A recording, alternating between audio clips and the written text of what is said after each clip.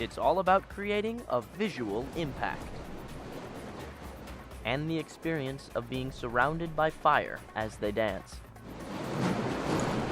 Inside a circle of flames. Anywhere where entertainment is required, anywhere where a splash needs to be made, anywhere where you want to be really impressive, you hire a gang of fire dancers and you blow everybody away. Blowing people's minds was the reason that led Julian Campolo into fire spinning, a rare and unique style of dancing that very few people do. It captivated him so much that he decided to become a performer with his troupe of dancers. I like to dance and make people say wow. When an audience walks by and sees a fire dancer, they can joke, they can laugh, they can point, but they can't look away. They can't stop watching it. And that's one of the things that draws me to performing it for other people. I can't stop doing it, so here we are. It drives me. What I like most about fire dancing, I get lost, I'm gone. I'm inside my circle. I just see fire all around me. I can't hear nothing. I'm there, I'm present.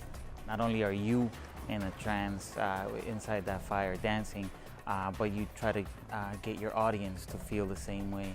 And that's when the patterns and everything becomes more relevant. When you are fire dancing, you can't do anything else. You can't think about anything else. You can't talk to anyone really. It's all about you finding your own soul, your own spirit, and your own ability to transcend. There is an adrenaline rush when I'm in the center.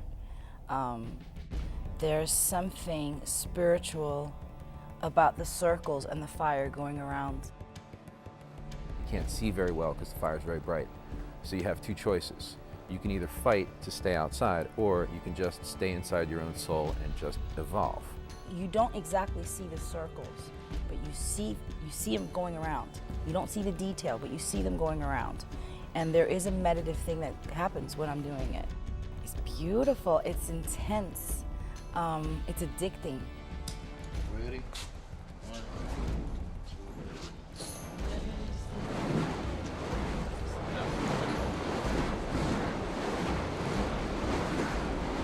Fire dancing combines various disciplines like the martial arts, juggling, acrobatics, alongside the manipulation of objects with fire. One of them is the poi, a ball on a cord. Modern dancers like Julian and his troupe use it, and they dedicate many hours to learn different spins, like the flowers and the butterflies.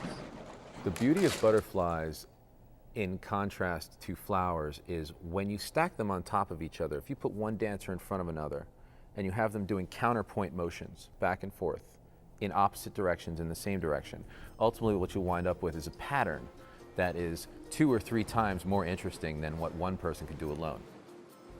The butterflies, the reason that looks wild is because it looks like they're crossing and uncrossing. It looks like an impossible thing to do.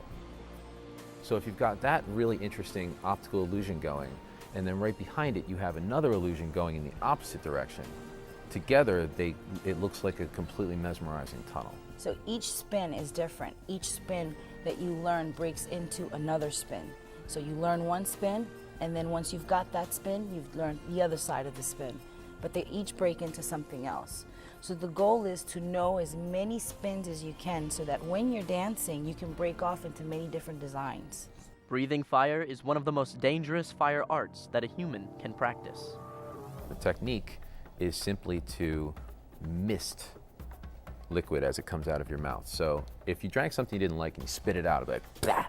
But if you drank something and you just wanted to spit out a little teeny tiny bit, what you do is you put your lips together and it's like you're playing a trumpet or a tuba. You just go, and what that does is it makes a mist, like deodorant spray. It makes a mist out of the fuel, and that mist can be easily lit. So what happens is you blow up, the fuel comes out, it catches, and once it catches, it'll keep itself going.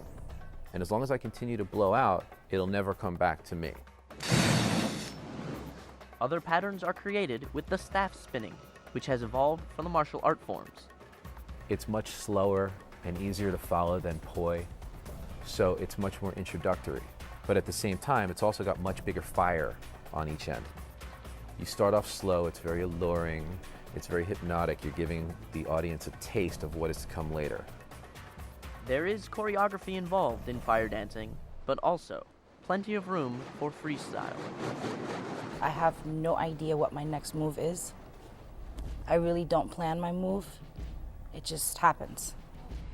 I like to make sure that the patterns are very symmetrical, and I try to make sure that it looks beautiful to the audience. It's a mix of just everything that's in my head and whatever music is playing. I like to slow down, and then a big fever of fire, and I love it. When you're freestyling, it's more whatever comes from the heart, and you just put it out there. Fire dancers know that whoever plays with fire burns. That is why they recommend to take strict precautions. When you're first starting out, it's safety, and you do get burned, and it does hurt, and it can put you in the hospital. Do not spin alone. Don't ever go out and do fire without somebody around you. You have to know what you're doing when you light up fire. Take the advice from the pros. Use the right equipment. Make sure the fuel is not nearby. Dance with people and learn before you try. To learn more about fire dancing, visit firebythepalm.com.